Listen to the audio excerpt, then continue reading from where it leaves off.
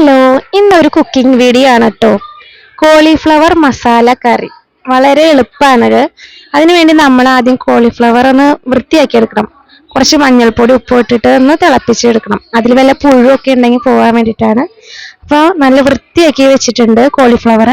ഇനി നമ്മളൊരു പാൻ ചൂടാകുമ്പോൾ അതിൽ കുറച്ച് വെളിച്ചെണ്ണ ഒഴിച്ച് ആവശ്യത്തിന് സവാള, ഞാനിവിടെ ഒരു 2 വലിയ സവാളയാണ് എടുത്തിരിക്കുന്നത്. അത് നമുക്ക് നന്നായി ഒന്ന് മൂപ്പിച്ചെടുക്കാം. കുറച്ച് ഉപ്പ് കൂടി ഇട്ടിട്ടുണ്ടെങ്കിൽ നമുക്ക് സവാള നന്നായി വഴറ്റി കിട്ടും. പിന്നെ ആവശ്യത്തിന് കറിവേപ്പില ചേർക്കാം.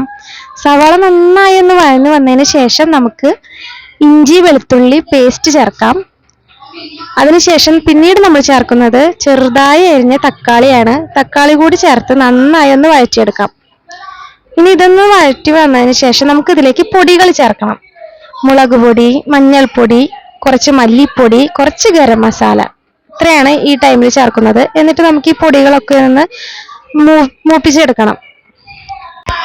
പൊടികളുടെ പച്ചമണമൊക്കെ ഒന്ന് മാറിയിട്ട് അതൊന്ന് മൂത്ത് കഴിഞ്ഞാൽ നമുക്കിതിലേക്ക് കുറച്ച് ചൂടുവെള്ളം ചേർക്കാം.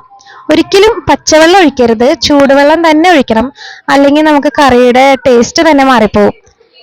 പിന്നെ ചൂടുവെള്ളം ചേർത്തതിന് ശേഷം ഒന്ന് തള വരുമ്പോഴേക്കും നമുക്ക് ക്ലീൻ ആക്കിയിരിക്കുന്ന കോളിഫ്ലവറും കൂടി ചേർക്കാം.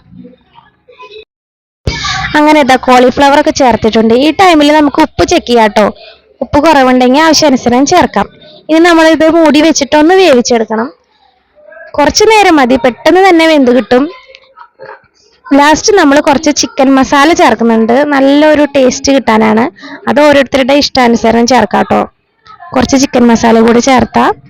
പിന്നെ നമ്മൾക്ക് ഗ്രേവി എത്ര വേണം എന്നൊക്കെ നമുക്ക് തീരുമാനിക്കാം. അപ്പൊ ഇത്രയേ ഉള്ളൂ, കറി റെഡിയായി.